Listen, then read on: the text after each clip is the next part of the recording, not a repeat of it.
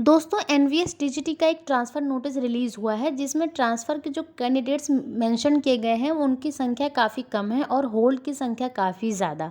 इससे कन्फ्यूज़न ये हो गई है कि क्या फिर कैंडिडेट्स को होल्ड किया जाएगा और अराइजिंग कैंडिडेट्स को और कितना वेट करना पड़ेगा, क्योंकि ऑलरेडी उनका 3 से 4 मंथ का ज्वाइनिंग का डिले हो गया है उनके रिस्पेक्टिव सिलेक्टेड कैंडिडेट्स के according.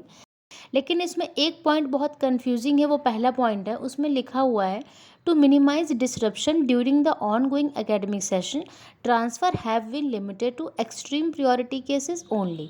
TGT mathematics 6 cases, TGT science 7 cases, TGT social science 6 cases. The transfer include valid PH medical and spouse consideration only. And इस पॉइंट का डायरेक्ट मीनिंग यही है कि मैथमेटिक्स में 6, साइंस में 7 और सोशल साइंस में 6, टोटल इतने ही ट्रांसफ़र हुए हैं। लेकिन जो अराइजिंग कैंडिडेट्स हैं वो इसके 10 टाइम्स हैं जिनको होल्ड किया गया है। तो क्या वो जो कैंडिडेट्स उसमें से 6 लोगों को बुला लिया जाएगा, बाकी फिर होल्ड हो जाएंगे, या बाकी की ज्वाइनिंग कब होगी या फिर होगी कि नहीं होगी? ये सारी कन्फ्यूज़न अराइजिंग कैंडिडेट्स को ऑलरेडी है, जबकि वो ऑलरेडी सिलेक्टेड हैं। तो इसका एकदम क्लियर आंसर ये है कि जब आपने फॉर्म फिल किया था तो एनवीएस में 67, 68 जो भी वैकेंसीज आपके सब्जेक्ट में थी वो वहाँ पे मेंशन थी उसी टाइम। हाँ, वो टेंटेटिव होती हैं लेकिन इतनी टेंटेटिव नहीं होती हैं कि उनको डिक्रीज़ कर दिया जाए। वो सारी वैकेंसीज़ होती हैं जो ये देखकर अराइज़ की जाती हैं, देखकर मेंशन की जाती हैं कि 2022 में रिक्रूटमेंट हो रहा है तो 2023 तक जाकर ज्वाइनिंग होगी। तो इस बीच जो नंबर ऑफ़ टीचर्स जो ट्रांसफ़र में जाएंगे, नंबर ऑफ़ टीचर्स जो रिटायर होंगे, उनसे जो वैकेंसी क्रिएट होगी वो लिख दी जाती है 2022 के रिक्रूटमेंट में। अब इसमें क्या होता है कि सबकी एक ही सेम डेट तो होती नहीं है कि हर टीचर की रिटायरमेंट की सेम डेट हो या हर टीचर के ट्रांसफ़र की सेम डेट हो, ऐसा कुछ नहीं होता है। सबका इंडिविजुअल डेट होती है। तो इससे क्या होता है कि इससे डिसकंटिन्यूटी आती है बस इसमें। बट इसमें मेन प्रॉब्लम ये है कि एनवीएस में सबसे मेन फोकस स्टूडेंट्स के सेशन का होता है। उनका सेशन ब्रेक होना ये बहुत बड़ी बात है। उनका सेशन ब्रेक ना हो इस वजह से जो कैंडिडेट्स हैं, जो नए रिक्रूटेड हैं, उनको थोड़ा वेट कराया जाता है या फिर उनको थोड़ा सा डिले किया जाता है, या उनकी ज्वाइनिंग को जल्दी ज्वाइन करने को कहीं कहीं कहा जाता है जहाँ जैसी रिक्वायरमेंट होती है। इस समय क्या हुआ कि जो एनवीएस में कैंडिडेट्स हैं, जो उनको कुछ को अराइजिंग में होल्ड पे रख दिया गया, इसका मतलब ये नहीं है कि वो वैकेंसी क्रिएट ही नहीं होगी। वो वैकेंसी 2022 से 23 में जितने भी टीचर्स खाली करने वाले हैं, जितने भी रिटायरमेंट है, जितने भी ट्रांसफ़र हैं, वो सब कैलकुलेट करके फुल प्रूफ वो वैकेंसी अराइज़ होती है। ऐसा नहीं होता है कि कोई वहाँ पे गेस मार्क किया गया है और अब वो गेस जो है ट्रू नहीं हुआ है, ऐसा नहीं है। 167 फॉर एग्जांपल मैथ्स में वैकेंसी मेंशन थी, दैट मीन्स 167 वैकेंसी तो रहेगी ही रहेगी।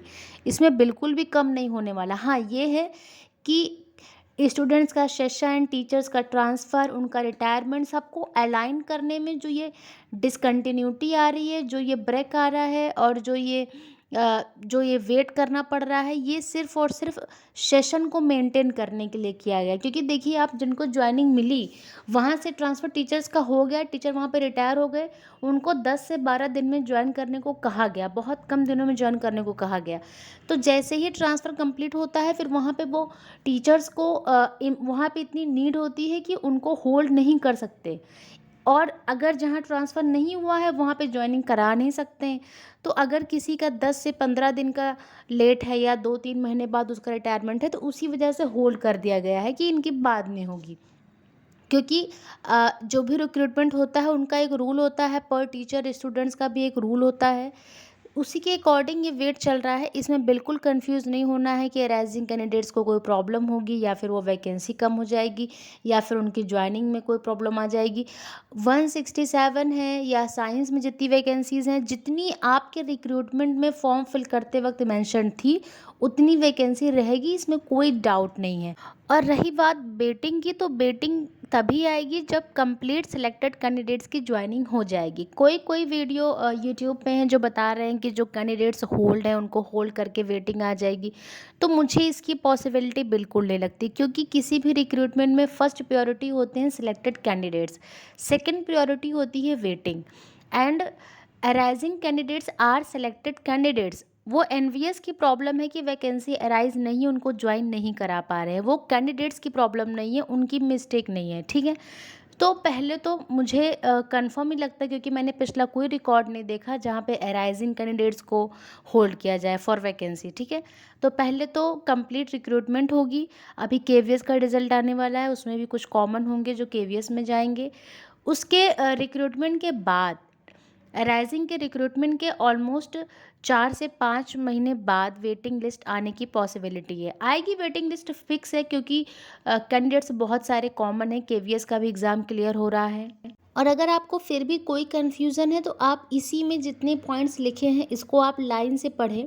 फर्स्ट में आपको भले कन्फ्यूज़न हुई, लेकिन आप second, third, fourth, fifth point पढ़ेंगे तो आपको क्लियर हो जाएगा कि लिटरली इसका इसका सिर्फ़ और सिर्फ मतलब जो है वो ट्रांसफ़र से है। इसका डायरेक्ट ज्वाइनिंग से बहुत लेना देना नहीं है। तो ज़्यादा नोटिस जो गवर्नमेंट के आते हैं वो इतनी क्लियर नहीं होते हैं कि वो सबको पर्टिकुलरली समझ आ जाएं, अगर वो फ्रेशर है या फिर उसको बहुत इन्फॉर्मेशन नहीं है तो। जैसे कि इसमें सेकंड पॉइंट अगर आप देखें, इसमें लिखा हुआ vacancies that received a high number of applicant have been designated as prime vacancies, these will remain open for applications during the upcoming ATD 2024। That means जो नेक्स्ट ट्रांसफ़र का ऑर्डर आएगा 2024 में उनको ट्रांसफ़र होगा। तो 2024 में अगर ट्रांसफ़र की बात कर रहा है तो 2024 कितना कितना टाइम है, मुश्किल से 3 से 4 महीने बचे हैं। तो उसमें कोई नई वैकेंसी थोड़ी आके क्लियर होनी है। 2024 में इसी वैकेंसी को ही क्लियर करते करते 2024 में जाएंगे तो उनको नेक्स्ट ईयर ट्रांसफ़र करके रिक्रूटमेंट होगा। सो बी का अराइजिंग कैंडिडेट्स की ज्वाइनिंग, वेटिंग सब कुछ जैसे हमेशा से पहले होती थी वैसे ही होगी, उसमें कुछ भी डिसरप्शन नहीं होना है। एंड अगर आपको कन्फ्यूज़न क्लियर हो गई हो, वीडियो अच्छा लगा हो, इन्फॉर्मेटिव लगा हो तो लाइक करें, सब्सक्राइब करें। हम अपनी तरफ से पूरी कोशिश करते हैं कि आप बेवजह स्ट्रेस न लें। Thanks for watching this video.